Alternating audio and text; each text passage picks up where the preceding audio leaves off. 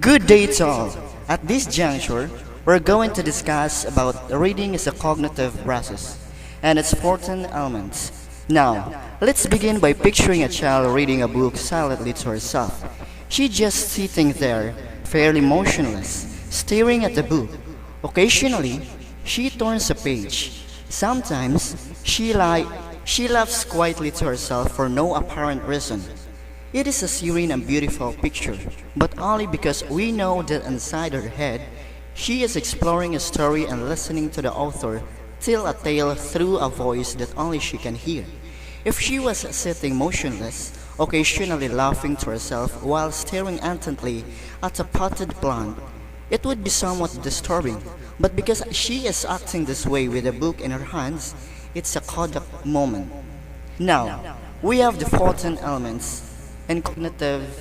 And now let us discuss the 14 elements of reading as a cognitive process. First, we have language comprehension.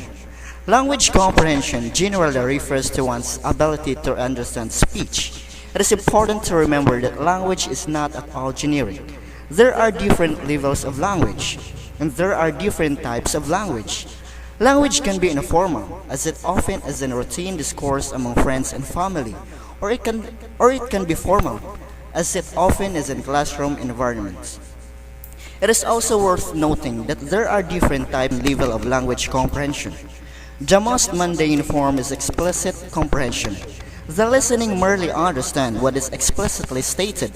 The listener may not draw any inferences or elaborate on what is said, but at least listener understand what is specifically stated.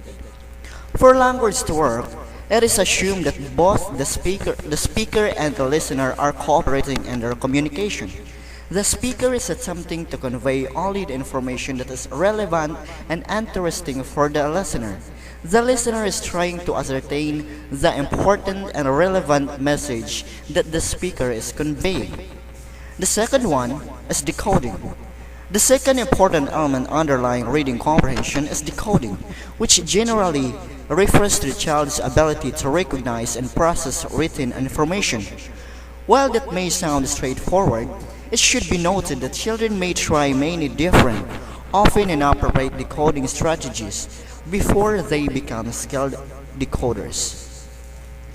Number 3. Background knowledge. To have strong knowledge comprehension skills, children must know about the world in which they live and must have elaborate background knowledge that is relevant to what they are trying to understand.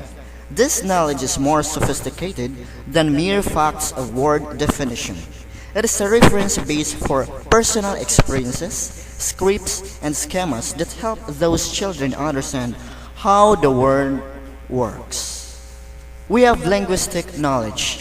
Languages are composed of sounds that are assembled to form words, which are combined to form sentences, which are arranged to convey ideas. Each of these processes is constrained and governed by linguistic rules.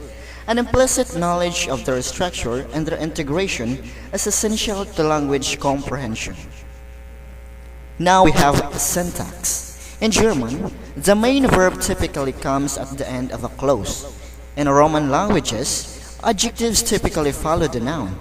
Different languages have different rules of syntax that constrains the way words and phrases can be arranged. In another language, the sentence, "A Billy has black dog," might be written, "A dog black Billy has." However, the rules of English syntax prohibit us from rearranging the words and sentences haphazardly.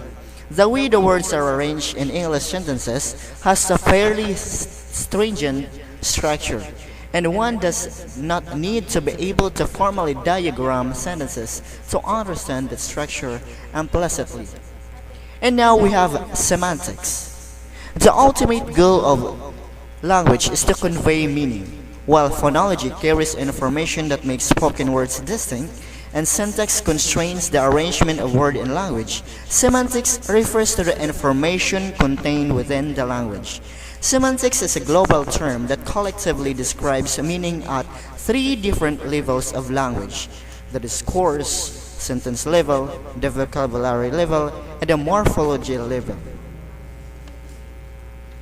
Now we have the cipher knowledge. Cipher knowledge basically refers to the underlying knowledge that allows children to read and pronounce regular words correctly. The term cipher knowledge may not be a familiar term, but it is a technically precise term. And if teachers are to become experts, they should become familiar with the correct terminology. The technically precise term cipher knowledge is used here to distinguish it from decoding. Again, if teachers are to become expert, they should understand how a cipher differs from a code. Lexical knowledge. Again, a technically precise, although probably unfamiliar term is used here.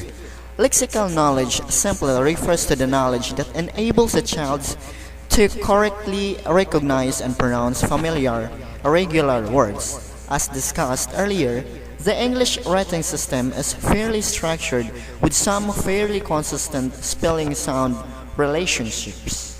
And now we have phoneme awareness. Spoken words are made up of sounds. This is obvious to adults, but it is surprisingly obscure for young children who perceive spoken words as whose. Within a word, there may be other words. There may also be multiple syllables, and of course, every spoken word is comprised of phonemes. Knowledge of alphabetic principle refers to an understanding that spoken words are made up of phonemes. That's under phonemes awareness, and that those phonemes are represented in text as letters. And understanding of alphabetic principle is the cornerstone on which English literacy is built.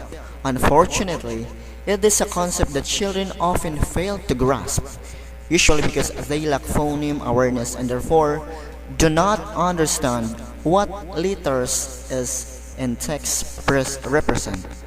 To master decoding and to make sense of letter-sound relationship, a child must make the connection between the symbols of on the page and the sounds in speech. We have letter knowledge. The letter is the basic unit of reading and writing, and letter knowledge has consistently been shown to be one of the best predictors of later reading success. A child beginning to read should be familiar with these elements of text, but simple knowledge of the alphabet is not enough. For a child, the alphabet is an arbitrary poem or song filled with meaningless babble. The alphabet song does not necessarily have any more meaning to a child than any other song, and many children learn to recite the alphabet without any understanding of what they are reciting. Concepts about print. Many young children are unaware of text and have no understanding of what it is or how it works. Often, these children think that pictures and books contain all of the information, and that when people read, they are using the pictures as the source of information. Reading comprehension. We have described many elements that support good reading comprehension here. We have said that reading comprehension depends upon two equally important skills, language comprehension and decoding. At that each of those skills depend upon more fundamental skills. This suggests that a teacher should first teach the fundamental skills before teaching the more advanced skills, but that is certainly not our recommendation. Thank you for your listening, people, and this is the work of Group 2. A good day to all.